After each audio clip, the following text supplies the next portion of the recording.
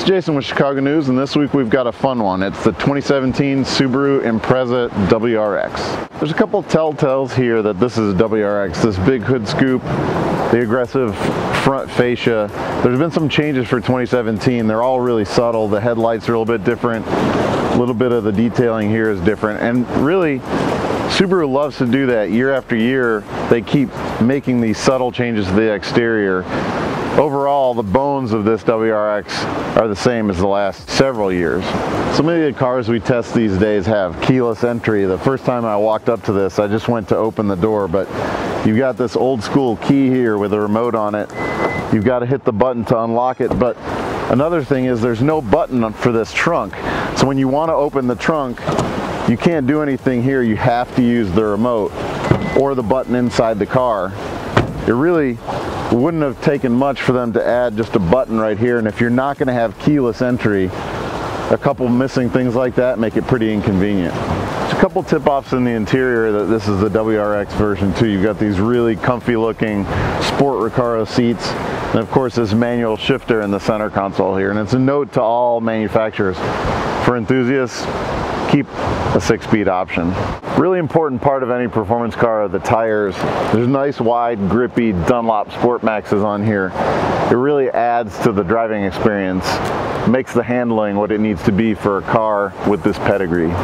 Inside this 2017 WRX, there's a very familiar feel. WRX has been around for a long time now, and it's been the same 2-liter boxer 4-cylinder turbo. Really, this has only had subtle changes and improvements over the years, so the basic feeling is very familiar. One thing they have changed and refined over the years is tried to tone down that distinctive boxer engine note, which I think is kind of a mistake. I think somebody who buys a WRX, they kind of already know about this car and they kind of want that. So this has a little flatter sound to it overall and really muted sound in general. You know, you want a little bit more. There's obviously the STi version, which is a lot louder.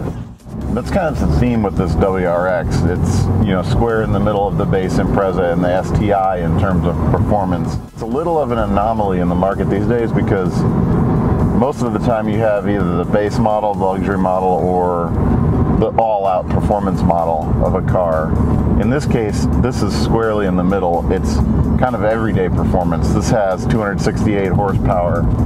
It's got great handling, incredible chassis. It's got sport seats that aren't so bolstered and aggressive that they're not comfortable.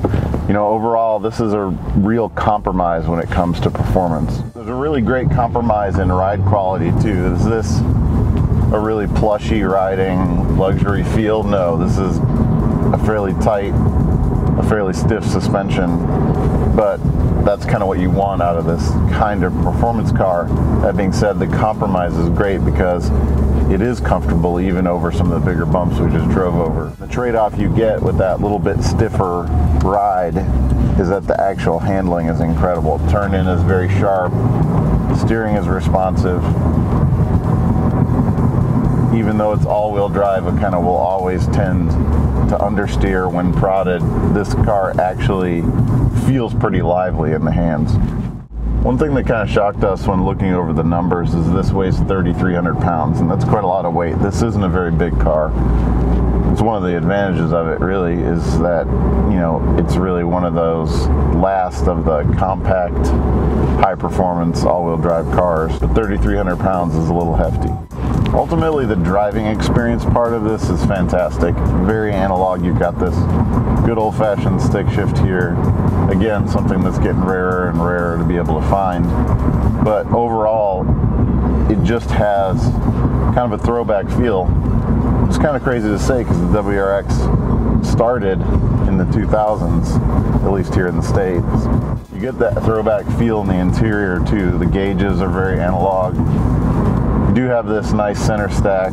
You've got a bunch of different apps, audio options, great connectivity with your smartphone. But this is really the only part of the car that feels extremely modern. The rest of this is that great throwback feeling. The seats are a really nice suede-like material. Got some leather on the door cards here, a really nice carbon fiber trim along the dash. It's actually really nice. The steering wheel is very purposeful too. It kind of tips you off that this car is meant to be driven, and it's got really good thumb grips here, nice thick feel to it, great stitching on the wheel.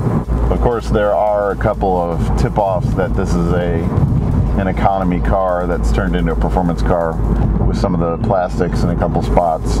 Overall though, the materials are great, including this nice soft touch matte finish dash.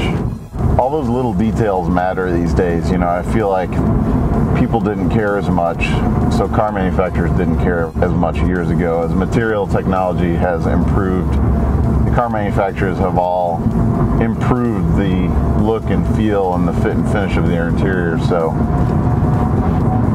you kind of have to do this to keep up, but by the same token, wouldn't you want a little bit nicer interior?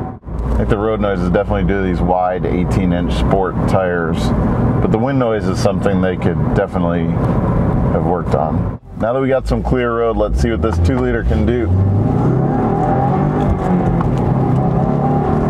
It's got great acceleration. There's a little bit of turbo lag. Again, this is a lot of power out of a 2-liter engine, so that lag does creep in if you get caught out of the rev range, but overall, great acceleration, great feel. Let's check out the handling of this WRX.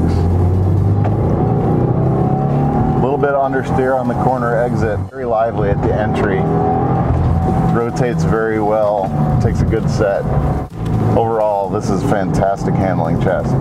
So what do we think of this 2017 Subaru WRX? Well, this premium trim 6-speed manual version starts at just under $29,000. With options, obviously you can push it over $30,000, but it's a great value for a performance sport compact car, which is kind of a dying breed these days. Great job, Subaru, for keeping this around and keeping it fun.